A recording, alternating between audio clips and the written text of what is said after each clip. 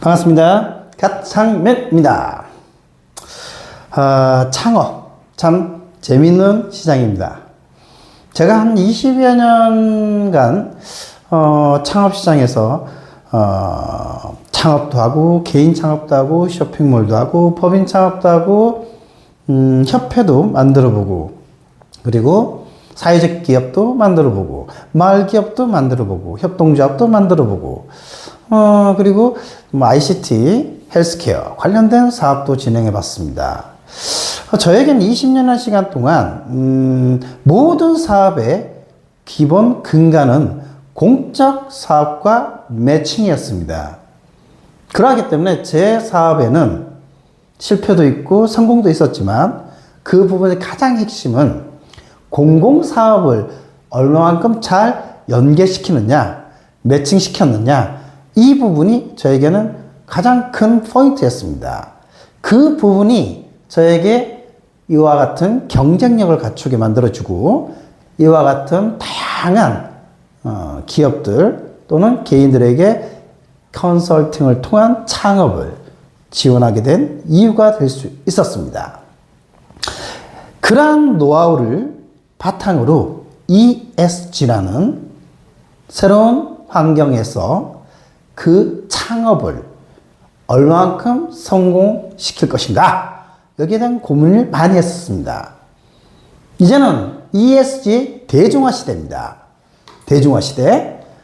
우리 생활 곳곳에서 얼마만큼의 ESG를 접목해서 창업을 할 수 있습니다.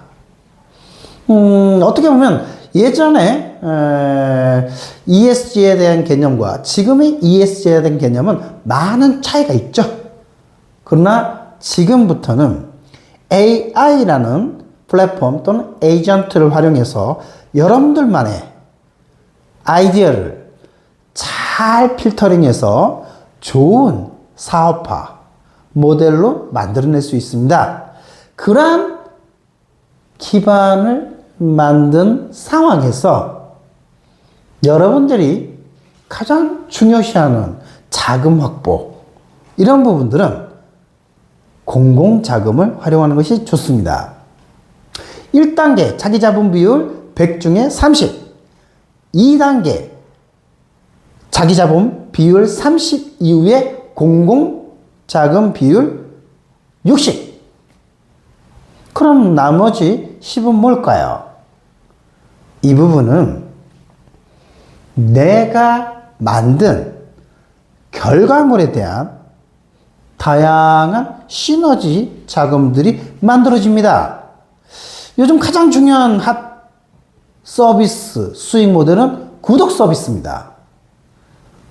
어떻게 보면 다양한 플랫폼 기업들이 많이 진행했었죠. 특히 글로벌 기업들은 구독을 기본 요소로 활용을 했습니다. 구독, 어떻게 옛날에 좀 오랜 80년대, 90년대 이분들은 신문이라는 서비스를 구독 개념으로 인지하겠죠. 근데 지금은 유튜브를 구독한다. 이 유튜브 산업이 정말 생활 곳곳에 스며들어 있습니다. 그러다 보니 대기업들도 이제 가전들을 구독 서비스를 바꾸고 있어요.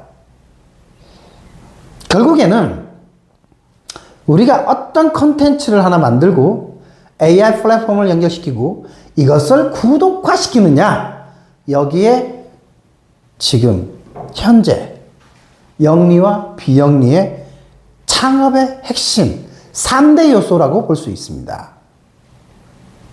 성공의 3대 요소. 예. 이런 부분은 절대 잊지 마시기 바랍니다.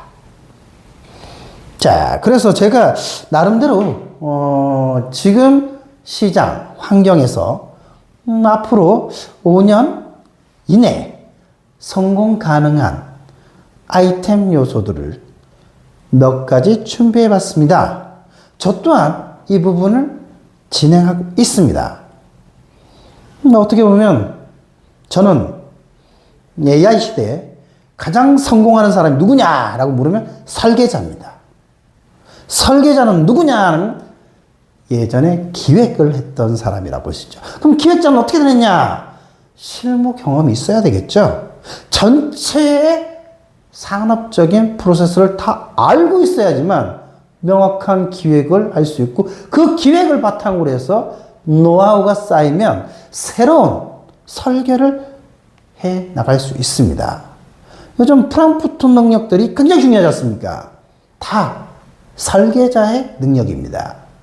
어떻게 아이디어를 문장으로 표현하고 이 문장을 가지고 스토리를 만들어내느냐, 이것이 지금 AI 시대의 기업 내 인력의 핵심 역량이 되겠습니다. 저는 착한 사업을 넘어서 돈이 모이는 구조를 설계를 해야 된다고 생각합니다. 착한 사업은 많이 있습니다. 착한데 돈이 안 되는 사업은 절대 하지 말아야 됩니다. 그것은 정말 신념이 있고 무언가를 모든 것을 나눠주시는 분들께서 하시면 됩니다. 내가 생존하고자 하고 생활하고자 하고 경제적인 기반을 만들고자 한다. 이런 부분에서는 반드시 다른 생각을 가지셔야 됩니다. 창업입니다. 창업. 사업은 이익 추구가 1이겠죠. 네. 그래서 ESG와 AI를 결합해야지만 고수익 창업을 할 수 있다. 이분이 제일 포인트입니다. 두 번째는 패러다임의 전환을 해야 됩니다. 생각의 전환. 환경이 변했는데 생각을 바꿔야죠. 비즈니스의 본질이 정부와 기업의 예산을 끌어오는 구조를 설계하는 것입니다. ESG 창업에서 가장 중요한 포인트죠. 초기 자본 비율 없다? 그러면 공적 자금을 어떻게 잘 매칭시킬 건지를 고민해야 되겠죠. 아이디어만 가지고 생각만 가지고 절대 창업과 사업적 성공은 이뤄낼 수 없다. 환경에 대한 부분, 저는 저는 공원을 얘기합니다. 식물을 얘기합니다. 그리고 쾌적함을 얘기합니다. 즐거움을 얘기합니다. 이러한 것들을 어떻게 내 사업에 넣을 것인가. 두 번째, 고용성. 고용의 다양성, 즉 취약계층이나 사회적 소외의 계층, 이런 분류에 대한, 아니죠, 분류라기보다는 그런 사람의 소속, 현실, 잘 이해를 해야 됩니다. 잘 분석을 해야 됩니다. 그들을 이해를 해야 됩니다. 예전에 제가 장애인 관련된 교육을 좀 했었어요. 정말 조용했습니다. 말이 없었어요. 그러다가 30분 지났는데 물병이 나왔습니다. 왜 그런지 물었더니 자기도 모르겠대요. 심리적인 부분이 그 계층에서는 조금의 차이가 나타납니다. 근데 그런 일들을 오래 하신 분들은 그게 일상화되어 있기 때문에 다 알고 있답니다. 저는 놀랐습니다. 그리고 이해했습니다. 그리고 앞으로 장애인 관련된 사업을 준비할 때는 꼭 그 부분을 간과하지 않고 적용해서 개선점을 찾아내려고 합니다. 이런 부분들입니다. 그 분야, 그 분류, 그 소속, 특성을 반드시 이해하고 파악해야지 결과물이 나옵니다. 세 번째, 공공성, 지배구조의 공공성.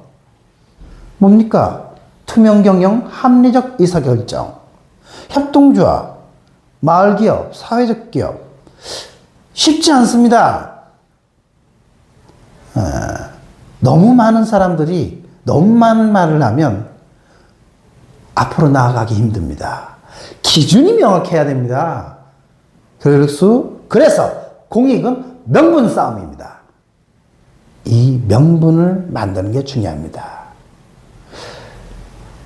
환경이 변했다. AI 시대가 왔다. 뭔가 따뜻함 필요하다. 취약계층을 고용해서 뭔가를 하려고 한다. 카페에서 장애인을 구애한다. 일자리 창출을 한다. 그들의 특성에 맞게끔 단시간 근로를 시킨다. 그 대신 결정에 대한 부분은 명분, 우리가 나아가서 뭔가를 해야 될 목표, 명분은 목표가 분명해야지만 명분이 생기고 그 명분에 따라서 많은 사람들이 자기 의사를 제한적으로 말하는 형태가 이루어집니다. 사공이 많으면 배는 산으로 갑니다. 그 문제점이 기존 공공성의 많은 문제를 이야기했습니다. 그 대신 ESG 리더들은 명확한 목표와 명확한 명분을 가지고 이 부분을 헤쳐나가는 해법을 찾아내야 됩니다. 그것이 프롬프트입니다. 그것이 AI 시대의 경쟁력이 됩니다. 가창맨이었습니다.